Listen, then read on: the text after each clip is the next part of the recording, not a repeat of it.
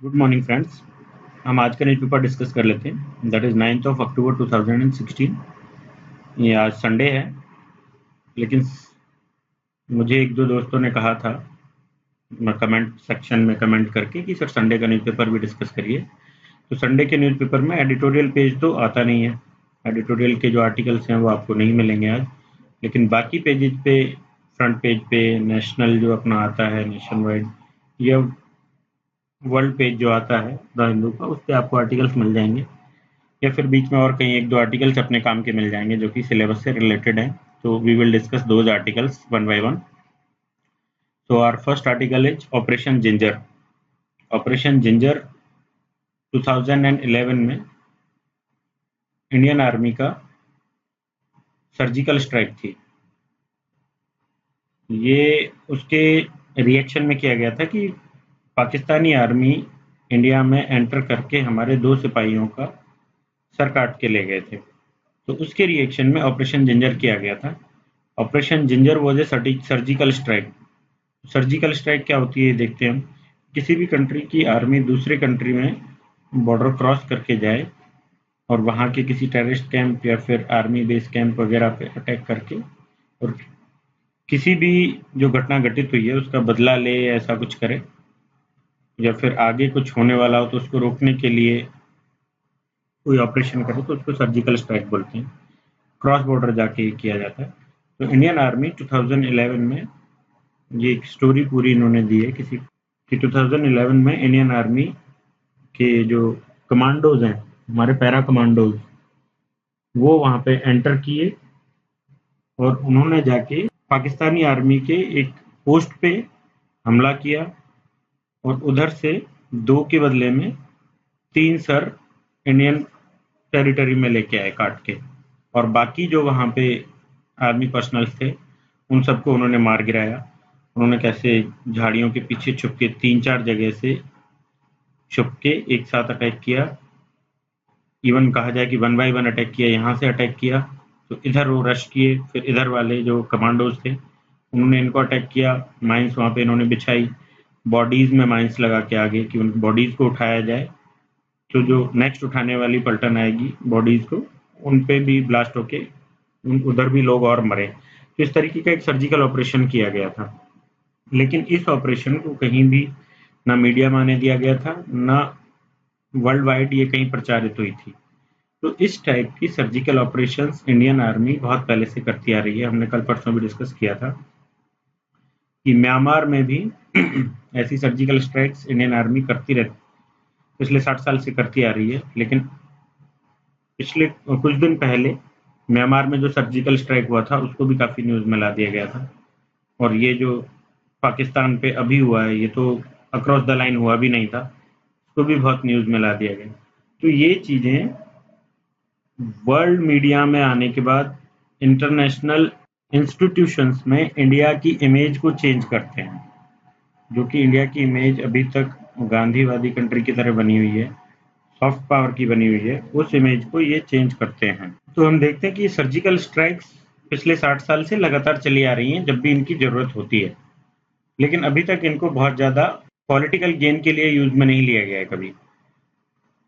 अभी जो एक स्टेटमेंट था हमारे पीएम का 56 इंच की छाती एंड ऑल, तो वो सारे स्टेटमेंट्स के लिए इन चीज़ों को हथियार बनाना, पॉलिटिकल गेन के लिए इनको हथियार बनाना किसी हद तक ठीक नहीं है, क्योंकि दूसरी साइड से भी इन चीज़ों को जैसे ही हथियार बनाया जाता है तो अदर पॉलिटिकल पार्टीज भी इस टाइप के स्टेटमेंट्स देती हैं। जैसे कल परसों राहुल गांधी ने एक स्टेटमेंट दिया था, तो वो सारे इन द एंड हमारी आर्मी को डिमोरलाइज करते हैं। आर्मी यदि डिमोरलाइज हो जाएगी, आर्मी में यदि ऐसी चीज़ें आने लग गई कि हमारे जो पॉलिटिकल लीडर्स हैं जो हमारी कंट्री को रन कर रहे हैं वो ईमानदारी से काम नहीं कर रहे हैं, उनका खुद का मोटिव कुछ और है, उनका मोटिव है बस पावर में बने रहना, तो इस टाइप की चीज़ें आने से आर्मी, जो कि बाकी कंट्रीज में, कई कंट्रीज में हम देखते हैं कि आर्मी तख्ता पलट कर देती है, तो इस टाइप की चीज़ें यदि हमारी आर्मी में आती हैं तो कहीं ना कहीं वो सारी चीज़ें भी होने का एक खतरा बना रहता है। हमारे कॉन्स्टिट्यूशन मेकर्स ने हर जगह सिविलियन अथॉरिटीज़ को आर्मी से ऊपर रखा है, तो उसके पीछे पर्पज़ भी यही था कि आर्मी कभी इस तरीके के काम सोचे भी ना। लेकिन यदि पॉलिटिकल गेन के लिए पॉलिटिकल पार्टीज, पॉलिटिकल लीडर्स जो इतने हाई रैंक पे बैठे हुए हैं, इस तरह की बातें करते हैं, तो that will lead to something else, जो कि अभी तक इंडिया में नहीं हुआ है। तो इसलिए हमें ऐसी चीज़ों से बचना चाहिए। मैं भी अरुणाचल प्रदेश गया था अपने आर्मी अटैचमेंट में, तो वहाँ मुझे एक बिहार रेजिमेंट की 16वीं बटालियन थी। तो वहाँ पे एक मेजर ने हमें भी एक कहानी बताई थी कि यदि वो एक सर काटते हैं हमारा, तो हम 5 काटते हैं। और ये हमारा डेली का रूटीन है कि आज नहीं तो 10 दिन बाद या 15 दिन बाद, महीने में कभी-कभी ऐसा होता रहता है। लेकिन हम इसको आगे नहीं बढ़ने देते, इसको हम न्यूज़ में नहीं आने देते हैं, और ये एक डेली रूटीन है। और हम जानते भी हैं कि किसी भी चीज़ को, किसी भी क्राइम को रोकने के लिए, जैसे कि पनिशमेंट बड़ा हो ये ज़रूरी नहीं है, पनिशमेंट प्रचारित हो ये ज़रूरी नहीं है, लेकिन पनिशमेंट मस्ट हो ये ज़्यादा ज़रूरी है। तो पनिशमेंट यदि ज़रूर मिल जाता है, न्याय होता है किसी के साथ, तो फिर वो डिटरेंस क्रिएट करता है। तो इसी तरीके से यदि आर्मी में कुछ होता है, कोई अटैक होते हैं, तो उसका हाथों हाथ एक्शन ले लेना ये ज़रूरी है, ना कि उसको बहुत ज़्यादा प्रचारित करके और वर्ल्ड मीडिया में उस चीज़ को लाना और इंटरनेशनल लेवल पे हमारी इमेज को खराब करना। इसकी कोई ज़रूरत नहीं है। तो नेक्स्ट आर्टिकल हम देखते हैं। ये भी वही है, कश्मीर पे ही है, जो पैलेट इंजरीज से रिलेटेड है। पैलेट बुलेट्स हम यूज़ में लेते हैं, वो बुलेट्स से पहले भी कई लोग मरे हैं, कई लोग अंधे हो गए हैं, करीब 100 के आसपास लोग अंधे हो गए हैं। अभी ये लगातार कर्फ्यू चल रहे हैं, तो इसमें 84 लोगों की अब तक डेथ हो चुकी है। तो ये पैलेट गन्स का यूज़ किया जाए नहीं किया जाए, ये एक डिबेट है, जिसपे कि हमारे होम मिनिस्टर राजनाथ ने कहा भी था, राजनाथ जी ने, कि हम पैलेट गन्स को यूज़ में लेना बंद कर देंगे, लेकिन हमें तब तक हम इसे यूज़ में लेंगे जब तक कि हमें कोई नेक्स्ट दूसरा रास्ता नहीं मिल जाता है, इसका कोई अल्टरनेटिव नहीं मिल जाता है। तो पैलेट गन्स यूज़ में लेना, जैसे कि अभी ये शायद 12 साल का एक बच्चा है जिसकी डेथ हो गई है, तो 12 साल के बच्चे पे गोलियां चलाना, पैलेट बुलेट्स हो या कोई भी बुलेट्स हो, वो किसी भी तरीके से जस्टिफाइड नहीं है। आर्मी, हमारे जो सिक्योरिटी फोर्सेज हैं, वो कह रही हैं कि ये बच्चा भी प्रोटेस्टर्स में शामिल था। दैट इज़ ओके, मैं मानता हूँ, ठीक है, प्रोटेस्टर्स में शामिल होगा, और या फिर नहीं भी हो सकता है उनका, तो वो लोग डिनाई करते हैं कि ये शामिल नहीं था। और ये हो भी सकता है कि ठीक है, प्रोटेस्टर में शामिल था। तो प्रोटेस्ट डेमोक्रेसी में हर एक पर्सन का राइट है। अब प्रोटेस्ट शांतिपूर्वक हो ये ज़रूरी है। हमारे आर्टिकल्स में लिखा गया है, आर्टिकल 19 में, कि प्रोटेस्ट शांतिपूर्वक ही होनी चाहिए। लेकिन शांतिपूर्वक होते हुए कई बार दंगे भड़क जाते हैं, कई बार ये पत्थर वगैरह फेंकने लग जाते हैं। तो ऐसी चीज़ों के होने के बावजूद भी बाकी किसी भी स्टेट में हम देखते हैं कि इतनी आसानी से ना तो पैलेट गन्स का यूज़ लिया जाता है, इवन एयर फायरिंग तक नहीं की जाती है। Then why it is in Kashmir, ये एक बेसिक मुद्दा है। तो इस चीज़ को अवॉइड करने के लिए, ऐसी घटनाएं ना हो इसके लिए, हमें यूएसए, यूरोप, ऐसी कंट्रीज़ की जो सिक्योरिटी फोर्सेज हैं, उनके पास जो सेफ्टी इक्विपमेंट्स हैं, वैसे सेफ्टी इक्विपमेंट्स हमारी फोर्सेज को प्रोवाइड करवाने पड़ेंगे। जैसे कि एक ग्लास का शील्ड होती है, वो सिक्योरिटी फोर्सेज लेके चलती हैं। साथ में उनको जैकेट्स दिए जाते हैं, बुलेट प्रूफ जैकेट्स दिए जाते हैं, उनको हेलमेट दिया जाता है। तो ऐसे बहुत सारे सिक्योरिटी इक्विपमेंट्स होते हैं। ये इक्विपमेंट्स हमारी फोर्सेज को भी प्रोवाइड करवाए जाएँ, ताकि हमें पैलेट गन्स का और इनका यूज़ ना लेना पड़े। ज़्यादा से ज़्यादा ज़रूरत पड़ती है तो लाठी चार्ज किया जाए, वो भी बहुत ग्रीवियस इंजरीज ना हो, इसके लिए बॉडी के ऐसे पार्ट्स पे यूज़ में लिया जाए जहाँ की ना तो डेथ होने के चांसेस कम हो या ग्रीवियस इंजरी होने के चांसेस कम हो। इस तरीके के सुधार हमें कुछ करने पड़ेंगे, हमें हमारी सिक्योरिटी फोर्सेज को प्रोवाइड करवाने पड़ेंगे ऐसे इक्विपमेंट्स, ऐसे प्रोटेस्ट को शांतिपूर्वक रोकने के लिए। सेकेंड थिंग, कि ये जो प्रोटेस्ट हो रहे हैं, दे shows the failure of administration. ये कोई भी आम जनता कभी भी किसी प्रोटेस्ट में हिस्सा नहीं लेती है जब तक कि वो तंग ना आ जाए, परेशान ना हो जाए। तो एडमिनिस्ट्रेटिव फेलियर को दबाने के लिए पैलेट गन्स यूज में लेना या फायरिंग करना, ये जस्टिफाइड नहीं है। तो इस पे हमें विचार करने की जरूरत है। तो नेक्स्ट आर्टिकल हम देखते हैं। नेक्स्ट आर्टिकल है ये हेल्थ से रिलेटेड आर्टिकल है और हेल्थ सेक्टर हमारे सिलेबस में काफ़ी जगह दिया हुआ है और it fits in our syllabus very precisely. तो ये एक global burden of disease report आई है 2015 की। तो इस रिपोर्ट में इंडिया की हालत बहुत खराब बताई गई है। Disease report 2015। इस रिपोर्ट में कहा गया है कि इंडिया लास्ट डिकेड से भी बुरी हालत में अभी है। लास्ट डिकेड में जितनी डेथ होती थी उससे ज़्यादा रेट अभी उससे ज़्यादा बढ़ चुका है। तो इसके क्या रीजंस हैं, ये हमें खोजने की ज़रूरत है और इसके क्या इसके लिए हम आगे करेंगे वो भी हमें देखने की ज़रूरत है। इन्होंने कुछ डाटा दिए हैं, ये डाटा आप चाहें तो कहीं यूज़ में ले सकते हैं। बहुत ज़्यादा डाटा वैसे याद रखने की ज़रूरत नहीं होती है, लेकिन फिर भी कुछ थोड़े बहुत डाटा याद रखे जाएँ तो कोई दिक्कत नहीं होती है। जैसे कि इस रिपोर्ट में कहा गया है, मेल फीमेल का एक कंपैरिजन देखा जाए तो 90s के डिकेड में मेल की जो एवरेज एज थी दैट वाज 57.8 ईयर्स एंड ये 2015 में 65.2 हो चुकी है। दैट मीन्स कि ये इंक्रीज हुई है एवरेज एज। सेम फीमेल के केस में ये 58.5 से 69.5 हो गई है। तो हम देख सकते हैं साफ साफ कि फीमेल की जो एज है या फिर लाइफ एक्सपेक्टेंसी हम इसको बोलते हैं, जो हम HDI में भी हम ह्यूमन डेवलपमेंट इंडेक्स में तीन चीज़ें education, life expectancy and income use में लेते हैं।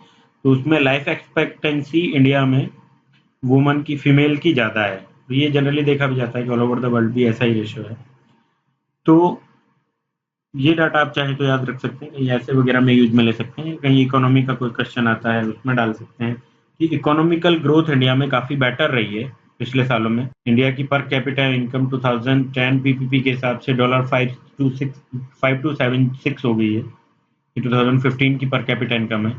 तो हम देखते हैं कि पर कैपिटा इनकम हमारी काफ़ी अच्छे से ग्रो कर रही है, लेकिन हेल्थ सेक्टर में हम अभी भी, जैसे चाइल्ड मोर्टेलिटी रेट देखी जाए तो ये लगभग 994 पर लाख के आसपास अभी भी चल रही है। या फिर ओवरऑल मोर्टेलिटी देखें हम, एडल्ट मोर्टेलिटी जिसको बोलते हैं, तो ये डाटा दिया है इन्होंने, डेथ रेट जो है 784.3। तो ऐसी चीज़ें हैं जो हेल्थ सेक्टर को, हमारे को इस चीज़ को डिनाई करती है कि we are growing, we are developing. Health sector को भी डेवलप करना ज़रूरी है। उसके लिए गवर्नमेंट क्या क्या स्टेप्स ले सकती है? एक तो जैसे फ्री मेडिसिन वाला स्टेप है जो कई स्टेट्स ने ले लिया है। दूसरा कि जो इंश्योरेंस प्रोवाइड करवाने वाली बात है, तो इंश्योरेंस इंडिया में पेनिट्रेशन बहुत कम है। इंश्योरेंस पेनिट्रेशन बढ़ा के भी ये काम किया जा सकता है। थर्ड थिंग कि जो डिजीजेज गंदगी की वजह से होती है उनको ख़त्म किया जा सकता है। स्वच्छ पानी उपलब्ध करवा के काफ़ी सारे डिजीजेज को ख़त्म किया जा सकता है। तो इन सारी चीज़ों को एक साथ लेके हमें एक होमोजीनियस अप्रोच एक अपनानी पड़ेगी, तभी जाके हम कुछ कर पाएंगे। नेक्स्ट, इसके साथ ही एक आर्टिकल इन्होंने दिया है कि ये जो डॉक्टर्स होते हैं, झोला छाप डॉक्टर्स, ये डॉक्टर नहीं होते बेसिकली, इनके पास कोई MBBS की डिग्री नहीं होती है।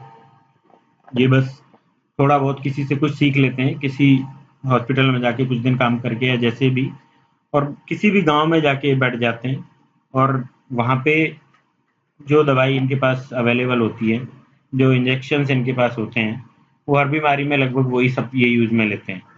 तो इससे बीमारी पकड़ पाना भी मुश्किल हो जाता है। दूसरा, जैसे कि कोई एंटीबायोटिक्स ये दे देते हैं, बहुत हाई डोज की दे देते हैं, तो नेक्स्ट टाइम उसको इलाज करवाना है तो और मुश्किल हो जाती है।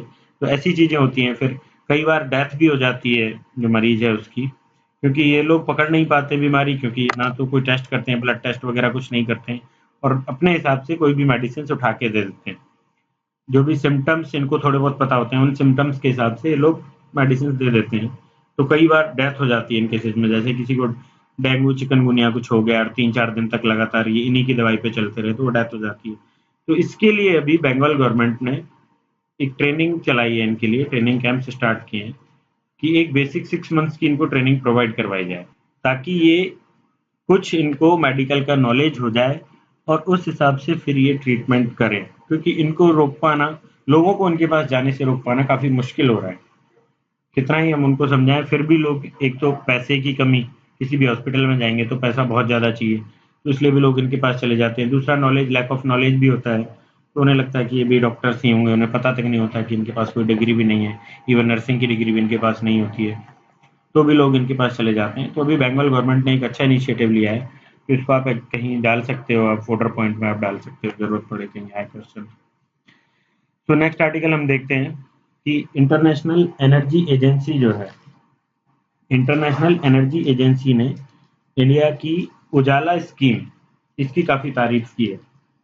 उजाला स्कीम में हमने क्या किया है कि एलईडीज डिस्ट्रीब्यूट की हैं, एलईडीज डिस्ट्रीब्यूट की हैं, और ये बहुत नॉमिनल रेट्स पे डिस्ट्रीब्यूट किए हैं। जैसे कि 300-400 की कोई एलईडी है, उस एलईडी को 50 रुपए में, मुझे एग्जैक्ट डाटा याद नहीं है कितने रुपए में दिया गया, तो बहुत कम रेट्स पे एलईडीज अवेलेबल करवाई गई हैं।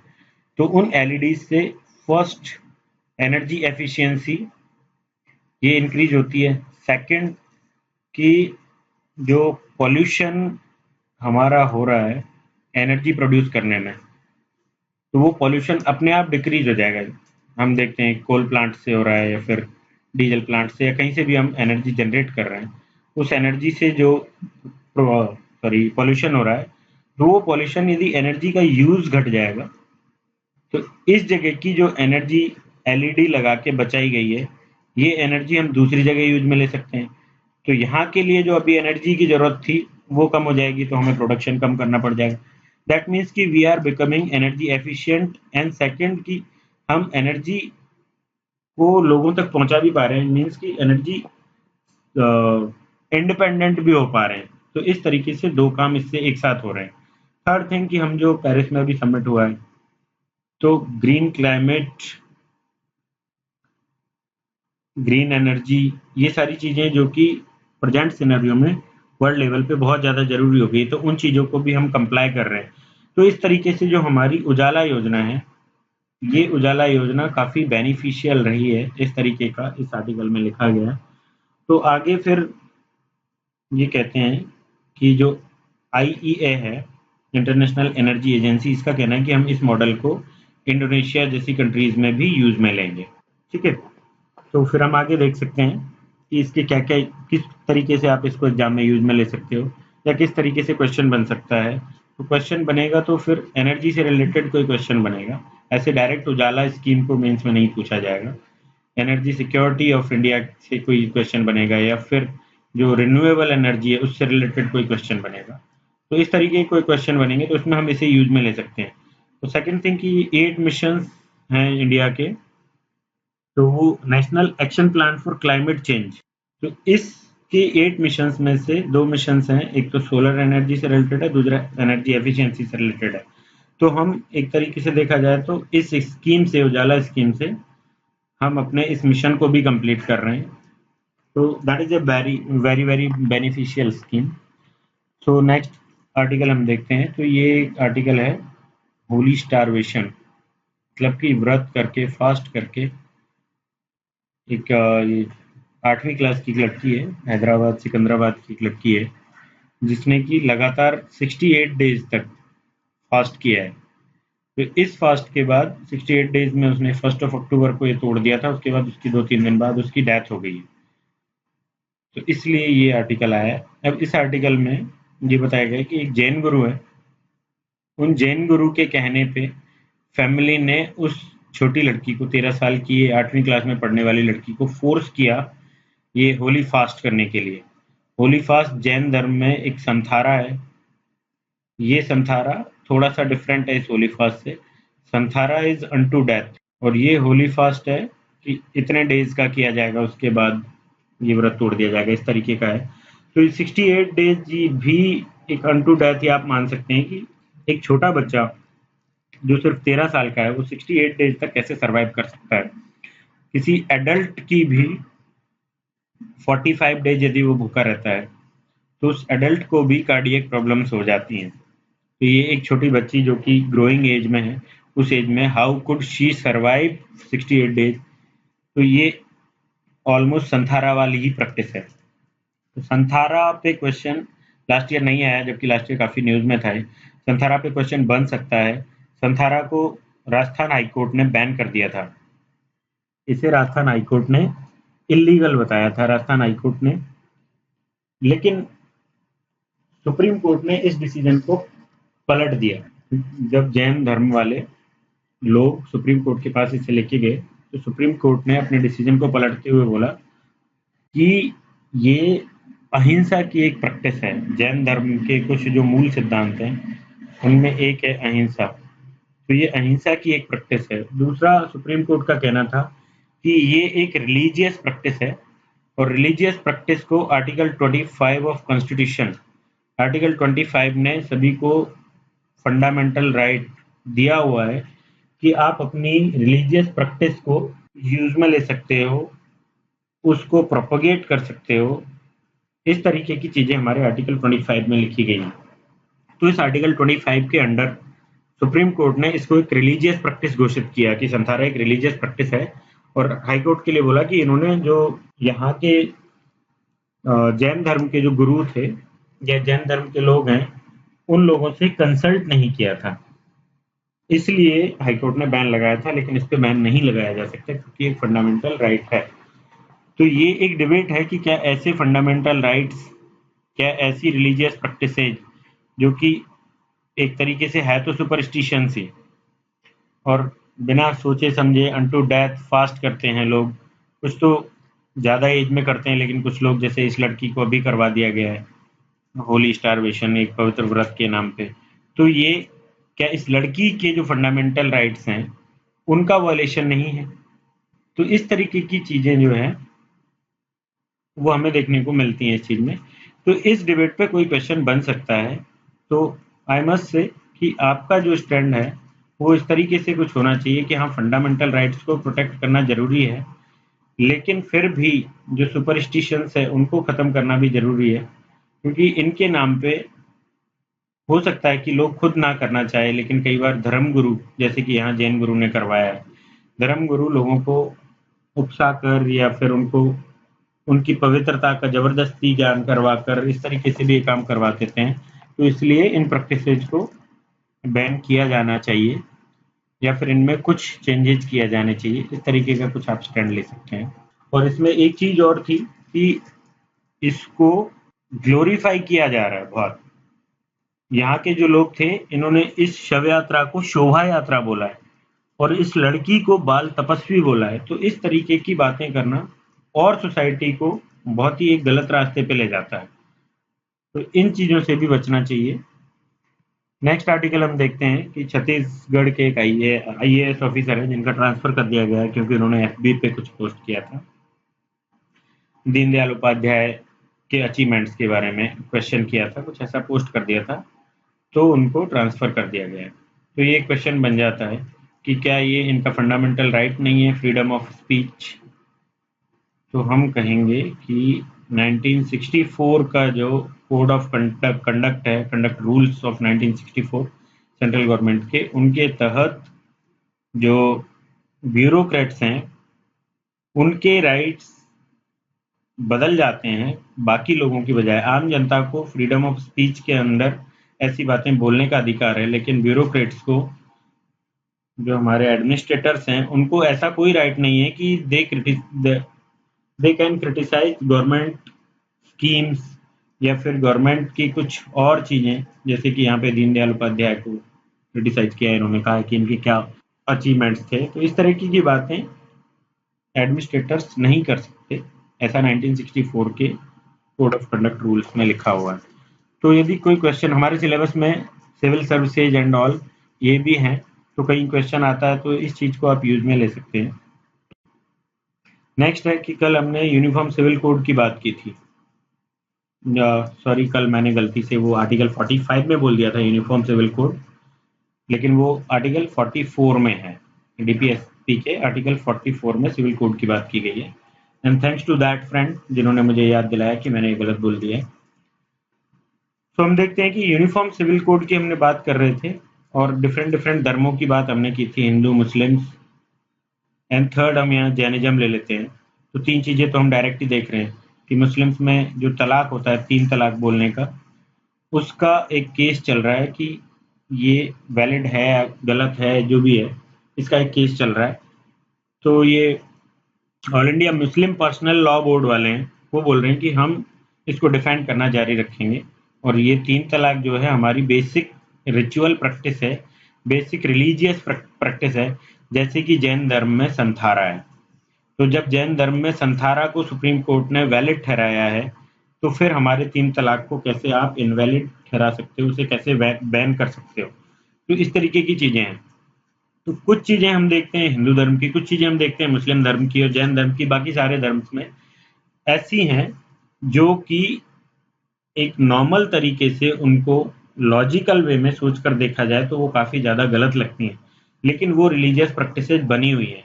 And through our constitution we have given the right कि वो रिलीजियस प्रैक्टिसेज को जारी रखें, उनको फॉलो करें या और लोगों तक उनको प्रोपोगेट करवाएं। तो ये आर्टिकल 25 टू 28 में जो फंडामेंटल राइट दिए गए हैं, ये एक इटसेल्फ में एक डिबेट स्टार्ट करवा देते हैं फंडामेंटल राइट्स और यूनिफॉर्म सिविल कोड की, कि जब ये राइट्स एक तरफ हैं तो यूनिफॉर्मली कैसे सिविल कोड बनाई जा सकती है। तो ये क्वेश्चन फिर से मैं कहूँगा कि यूनिफॉर्म सिविल कोड का क्वेश्चन काफ़ी इंपॉर्टेंट है, आ सकता है, पूछा जा सकता है। तो आज के न्यूज़ पेपर में इतने ही आर्टिकल्स थे जो मुझे काम के लगे। बाकी कुछ आपको लगे कि मुझसे छूट गया है या फिर इम्पोर्टेंट है तो आप मुझे कमेंट में बता सकते हैं, मैं उससे रिलेटेड भी चीज़ें एक्सप्लेन कर दूंगा। बाकी फिर कल देखते हैं कल के न्यूज़ पेपर में क्या क्या आता है। Anyways, thank you.